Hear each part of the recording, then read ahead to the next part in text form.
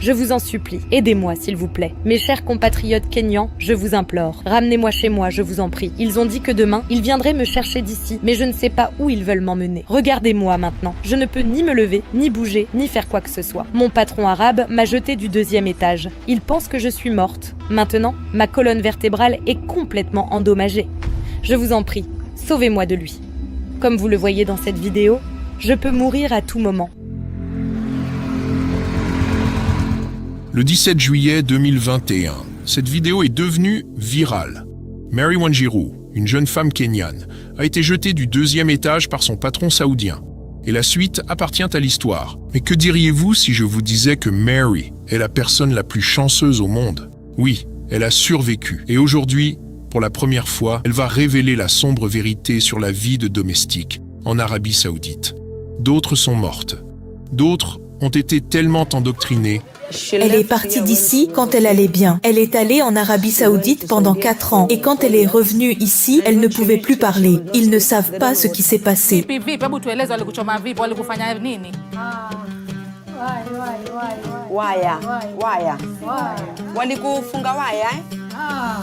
Qu'elles ne peuvent même pas parler des tortures qu'elles ont subies. Mais pas Marie. Dans cette vidéo, nous allons découvrir les incroyables secrets cachés par son patron. Elle a franchi les frontières et découvert des choses qu'elle n'aurait jamais dû savoir. Et c'est ce qui l'a menée là où elle est aujourd'hui. Je m'appelle Mary Wanjiru. J'ai 23 ans. Je suis une mère célibataire de 3 enfants. Je suis partie en Arabie Saoudite, à Riyad. Et j'y ai découvert des secrets qui ont complètement détruit ma vie. Allô, est-ce que je suis bien à la société de recrutement de domestiques à l'étranger? Que puis-je faire pour vous? J'ai besoin d'une jeune femme pour travailler chez moi. Vous êtes la bienvenue dans nos bureaux pour consulter notre catalogue. Vous pourrez choisir une jeune femme. Si elle parle arabe, son salaire sera de $200 par mois. Sinon, ce sera $150. Elle restera avec vous pendant 2 ans et 3 mois. Il n'y a pas de vacances, pas un seul jour. Elle ne pourra pas quitter votre maison. Et en ce qui concerne son passeport? Le passeport de la jeune femme, vous devez le garder et le cacher.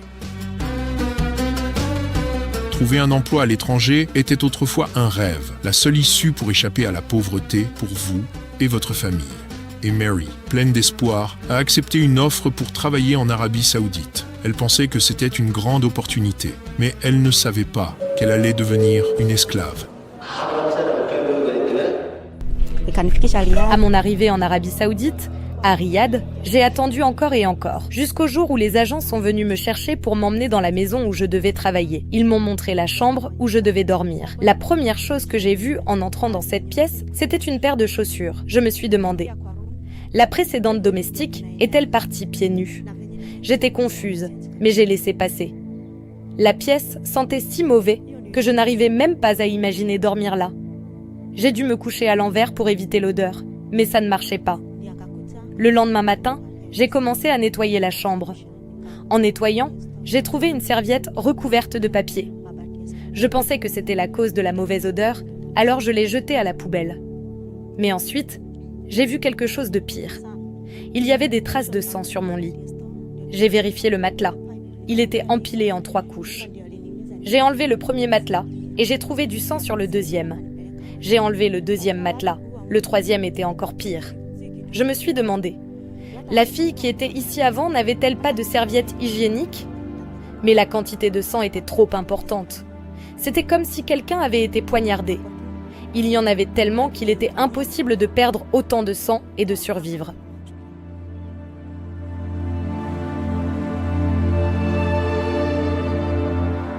Mary a commencé à soupçonner que quelque chose n'allait pas.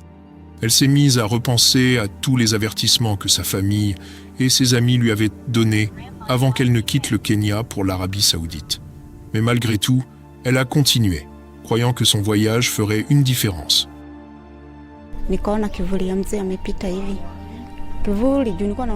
Le lendemain, j'ai vu l'ombre d'un vieil homme.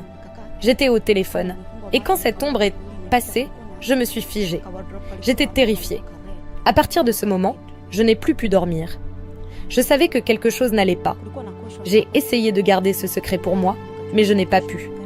J'en ai parlé à ma cousine, et lui ai raconté le sang que j'avais trouvé. Elle m'a dit de le signaler à la police. Mais j'ai trouvé cela difficile. Je n'avais aucune preuve concrète. J'étais nouvelle là-bas, et le sang semblait être là depuis des jours.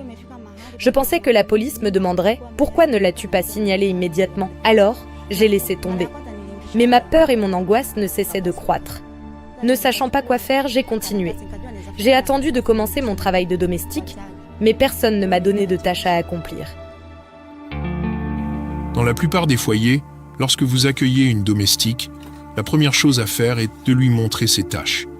Mais pour Mary, tout était complètement différent. C'était comme s'il n'avait même pas besoin d'une domestique. Quelque chose ne collait pas. Un jour, la femme de mon patron m'a enfin permis d'entrer dans leur maison pour la première fois. Elle m'a demandé de laver les coussins de leur canapé. À l'extérieur de la maison, il y avait une annexe, une petite pièce où mon patron allait faire ses prières islamiques quotidiennes. Cette pièce n'avait pas de lumière. Elle était complètement sombre. Pour jeter l'eau sale après avoir lavé les coussins, je devais passer par cette pièce obscure. Mais leur fille ne m'a pas laissé entrer. Elle a pris le seau d'eau et l'a jeté elle-même. Je me suis sentie soulagée, car j'avais peur d'entrer dans cette pièce, même si personne n'y était à ce moment-là. C'est ici que l'histoire de Mary commence à attirer l'attention. Cette maison n'était pas une maison ordinaire. Il y avait des secrets, d'énormes secrets. C'était comme si elle travaillait pour une société secrète. Alors, comment Mary, malgré sa peur et son suspense, a-t-elle réussi à rester là pendant 2 mois entiers? Chaque jour apportait son lot de surprises. Un jour, après avoir lavé des vêtements, j'ai dû jeter l'eau sale. Je vous rappelle que la seule façon de le faire était de passer par l'annexe sombre, où mon patron priait sans lumière. Ce soir-là, il commençait déjà à faire sombre dehors, ce qui n'a fait qu'augmenter ma peur. Mais avant que je ne puisse y aller, mon patron s'est précipité dans l'annexe pour commencer ses prières. Normalement, quand il priait, je devais attendre qu'il ait fini et qu'il soit parti avant de pouvoir entrer pour jeter l'eau. Allumer la lumière était interdit, donc je me débattais toujours pour voir où je marchais. Mais cette fois, sa femme m'a dit d'y aller quand même. J'ai commencé à douter de ses intentions, mais je n'avais pas d'autre option, alors j'y suis allée. Ils ont attendu longtemps que je revienne, mais je ne suis pas revenue.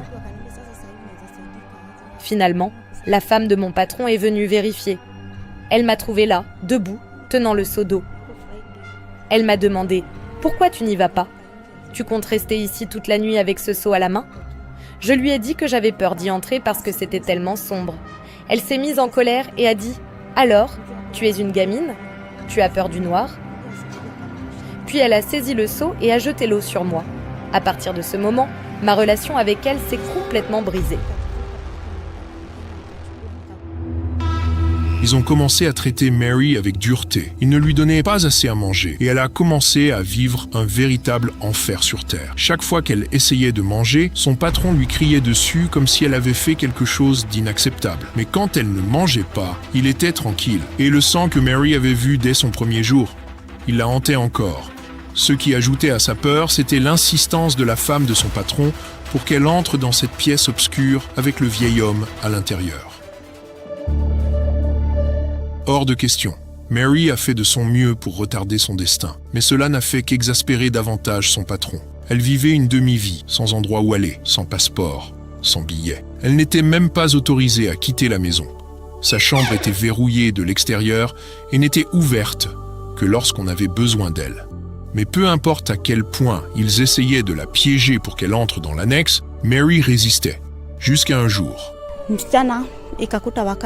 Un jour, leur fille est entrée dans ma chambre. Je tremblais de peur.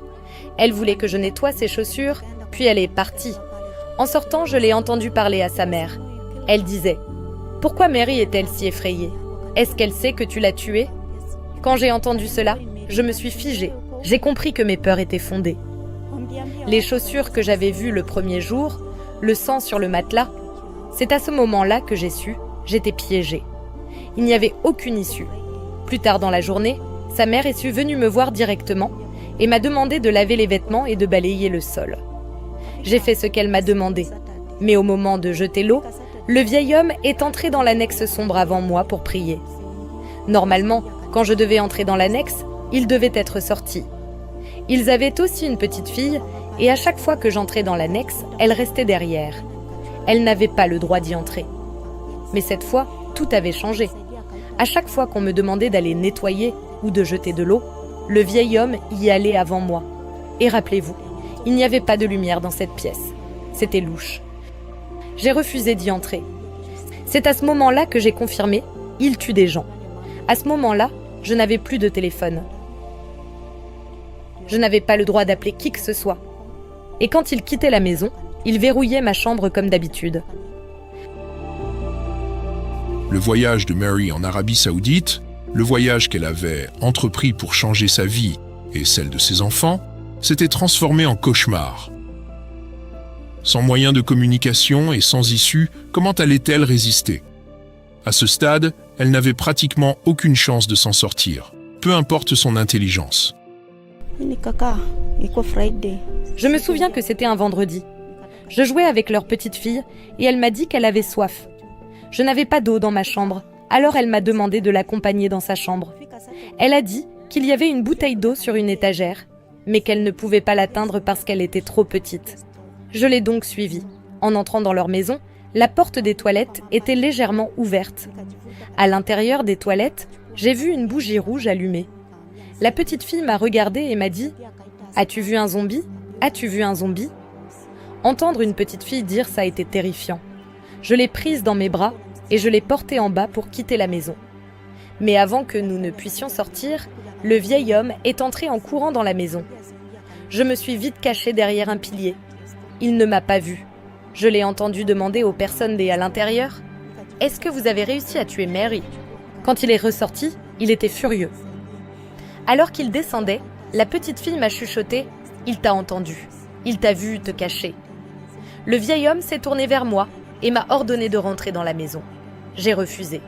Je lui ai dit « Non, je ne rentrerai pas dans cette maison, quoi qu'il arrive. » Nous avons argumenté pendant longtemps. Et puis, il m'a poussé du 2e étage.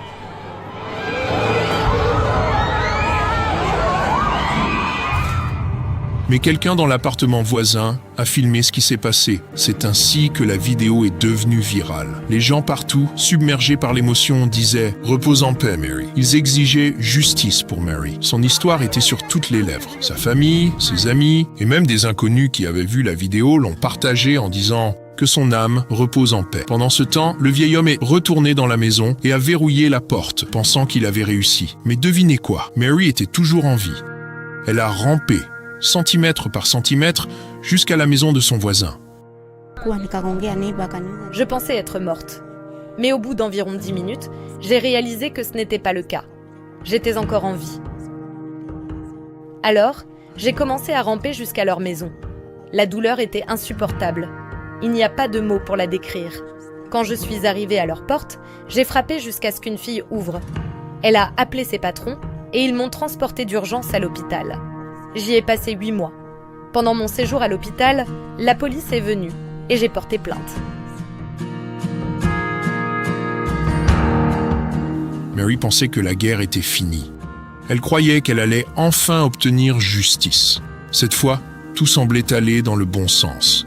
Elle s'imaginait voir le vieil homme avouer au tribunal, être poursuivi en justice et recevoir une compensation. C'est ainsi que cela aurait dû se passer. Mais ce n'est pas ce qui est arrivé. Un jour, ils sont venus à l'hôpital et m'ont forcé à retirer ma plainte. Ils m'ont dit qu'ils ne pouvaient m'en rien faire contre cet homme. Pour eux, tout ce qu'il avait fait était justifié, tant que je n'étais pas l'une des leurs. Puis, ils m'ont dit qu'il était temps de quitter l'hôpital. Je les ai suppliés, disant « Je ne veux pas retourner chez cet homme. Il va me tuer. »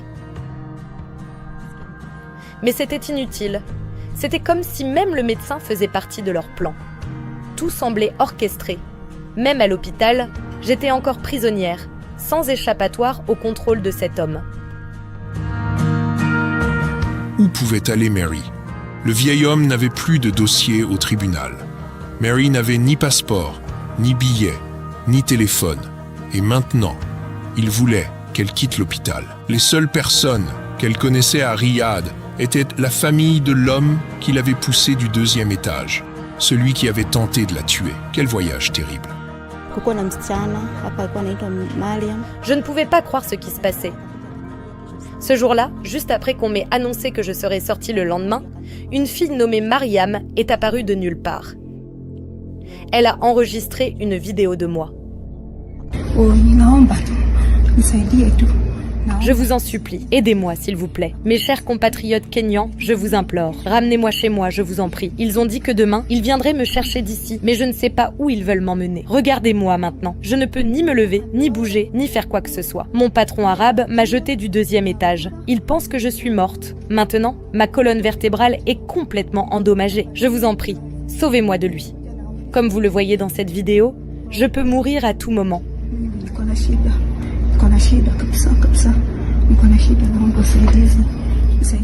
Mariam a posté la vidéo sur les réseaux sociaux. Quoi?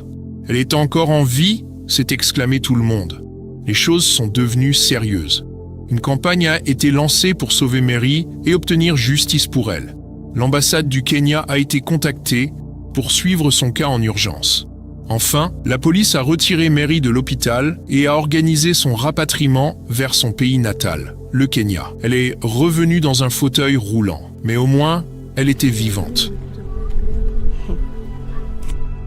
C'était un mélange d'émotions. Les gens pleuraient en me voyant. Ils pleuraient parce que j'étais partie en tant qu'une fille normale, en bonne santé et belle, et que je suis revenue dans un fauteuil roulant. Mais ils étaient aussi heureux, car j'avais survécu. J'avais survécu à l'impossible. Mary est de retour, mais qu'en est-il de la justice? Selon la Déclaration universelle des droits de l'homme, nul ne sera tenu en esclavage ni en servitude. Chacun a le droit à la liberté de circulation. Mais ces mots, écrits en 1948 par les Nations Unies, semblent dénués de sens pour des personnes comme Mary.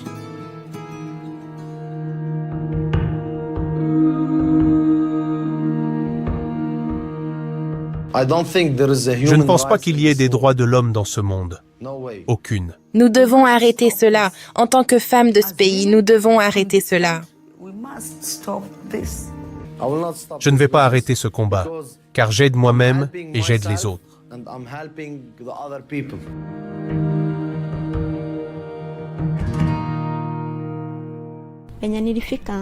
Quand je suis arrivée au Kenya, je pensais que la lutte était terminée, mais ce n'était que le début. Le père de mes enfants m'a vu revenir en fauteuil roulant et il est parti immédiatement. Personne ne sait où il est allé. Ma famille a essayé de me soutenir, mais ils ne pouvaient pas tout gérer. Pas avec mes 3 enfants. J'avais l'impression de devenir un fardeau pour eux. Alors je suis partie et j'ai commencé à lutter seule. J'ai essayé de mettre fin à mes jours plusieurs fois. Mais ensuite, je pensais à tout ce que j'avais survécu et je ne pouvais pas imaginer laisser mes enfants derrière. Peut-être qu'il y a une raison pour laquelle j'ai survécu à tout ça.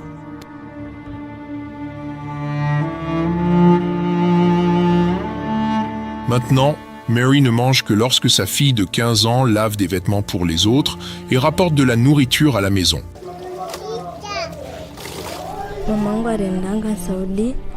Ma mère est allée en Arabie Saoudite et nous a promis une vie meilleure. Quand elle est revenue, nous avons cru qu'elle était morte pendant 8 mois, jusqu'à ce qu'il la ramène dans un fauteuil roulant. Ici, nous étions heureux de la voir vivante, mais ça nous a brisé de la voir dans cet état. Elle ne peut rien faire toute seule. J'ai 15 ans, mais j'ai dû apprendre à me battre pour ma famille, sans père ni autre soutien. Tout repose sur moi. Je ne peux pas étudier. Tout ce que je peux faire, c'est travailler pour mettre de la nourriture sur la table.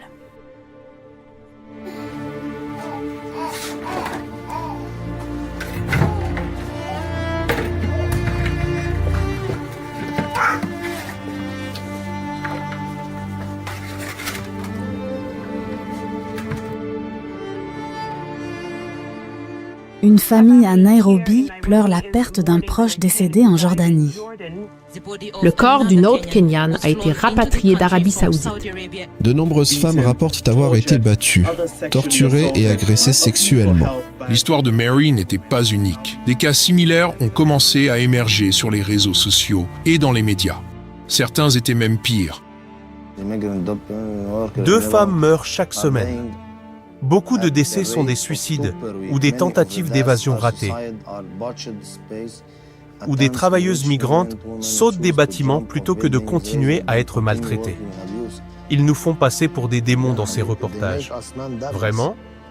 Mais 2 femmes sautent chaque semaine? Pourquoi? Y a-t-il une piscine en bas du balcon? Nous ne l'avons jamais vue. En Arabie Saoudite, entre 2020 et 2021, au moins 89 travailleuses domestiques kenyanes sont mortes, beaucoup dans des circonstances suspectes.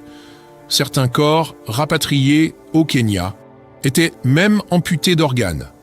Au Liban, les travailleuses domestiques migrantes continuent de mourir à un rythme de plus d'1 par semaine, souvent à cause de suicides ou de tentatives d'évasion ratées. Les chiffres officiels ne sont toujours pas publiés, mais les rapports mettent en lumière les abus persistants.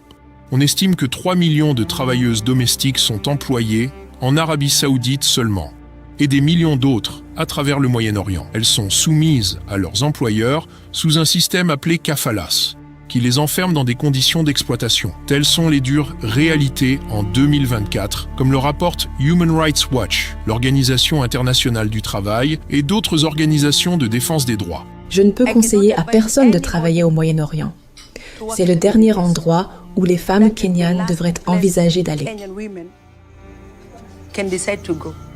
Aujourd'hui, Mary Wanjiru est de retour au Kenya.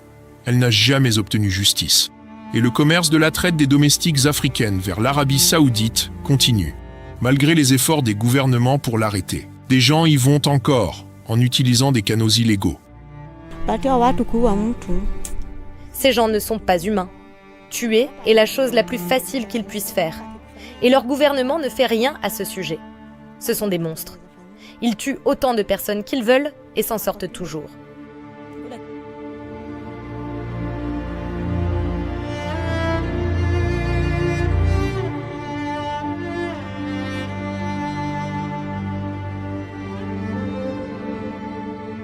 J'ai couvert de nombreuses histoires, mais celle de Mary Wanjiru m'a fait remettre en question la vie. La vie n'est pas juste. Les organisations de défense des droits humains font-elles vraiment une différence? Ou se contentent-elles de signaler ces atrocités pour ensuite passer à autre chose? Les gens finiront-ils par se traiter les uns les autres comme des égaux?